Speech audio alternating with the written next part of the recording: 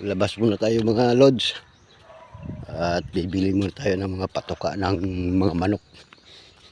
Ito lang ang buhay natin sa probinsya, lods. Kailangan nating bumili ng pagkain ng manok para